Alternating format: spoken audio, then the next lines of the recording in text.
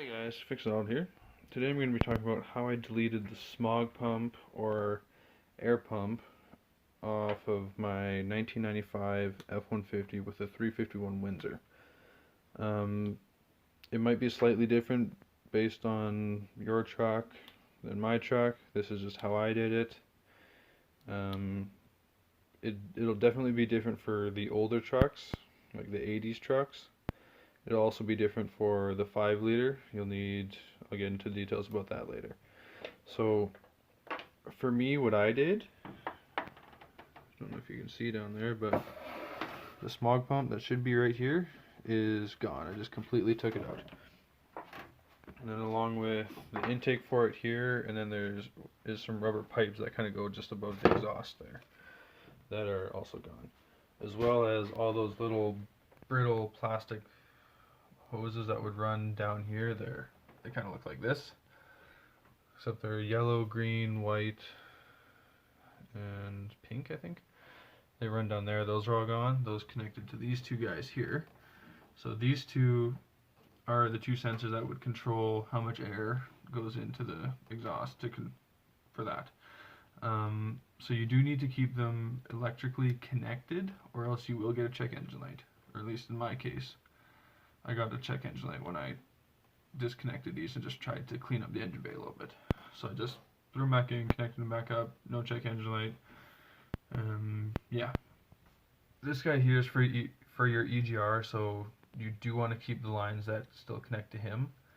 For me, I just ran new rubber lines so that I don't have to deal with those little brittle plastic ones. Yeah, and then the big difference is how you route the belt. So this is the factory belt. It's a 102-inch belt. So it runs around the crank, up around the water pump, down around the power steering pump, up around the AC compressor, underneath this top idler pulley, around the alternator, then back around the tensioner, the belt tensioner, and then down around the air pump, and then back to the crank. But how you have to route it without the smog pump there is this half over here is basically the same. You just have to go, so like it's the same. It goes around the crank, water pump, power steering pump, AC compressor. This is where it changes from this point on. So instead of going over to the idler pulling around the alternator, you're going to go over and underneath the tensioner, and then up to the alternator, and then just down back to the crank, because the smog pump is no longer here. You do not need this idler pulley anymore. So you can see this right here is where that would be mounted. I just took mine off just to clean it up a little bit. Yeah, so once you do that, and this uses a 97-inch belt.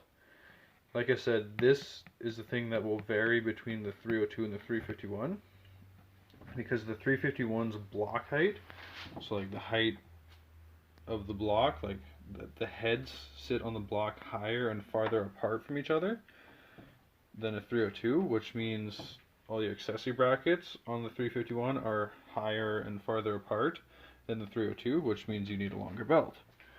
So with the 302, I've heard guys using 91 and 92-inch belts. Don't quote me on that, but that's just what I've heard and read on forums.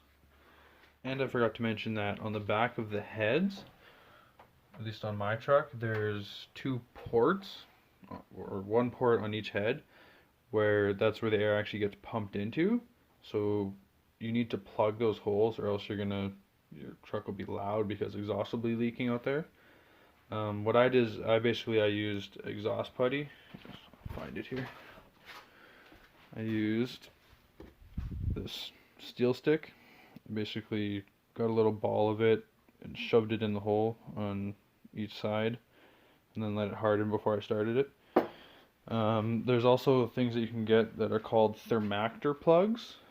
They're basically a little plug that stick in the hole, like screw into the hole, because the holes have threads in them. Screws into the hole and plugs the hole. But I chose the cheaper route and just put exhaust putty in there, and it's been through heat cycles already, and it's running fine.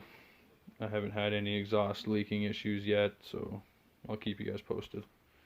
Okay, now back to the belt.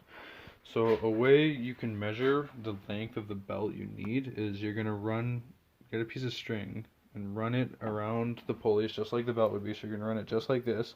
I usually like to start on the alternator pulley and then work my way around from there. And then where the string meets itself, you can either mark it there or cut it there, it doesn't matter.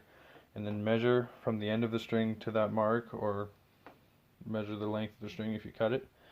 And then you're going to subtract probably 1 to 2 inches from that, just to account for the tensioner, so the tensioner can actually put tension on the belt.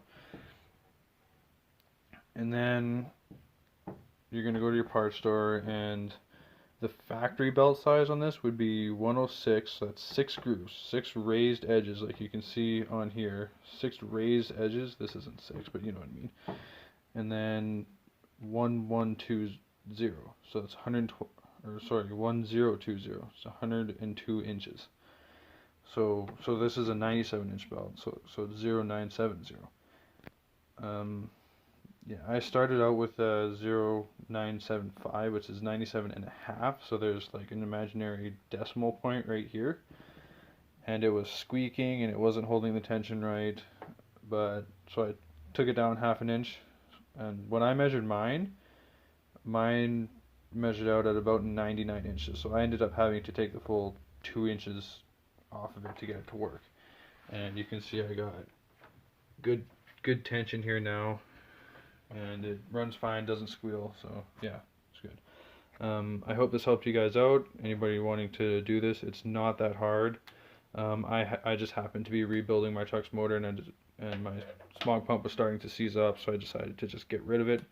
And besides, if you've seen my other videos, you know what my truck's exhaust is like, so you know it's not going to pass emissions regardless if it has a smog pump or not. And I don't live in California, so I don't really need to pass emissions. But yeah, I hope this guys helped you out. If you want to do this yourself, please subscribe to my channel and have a nice day.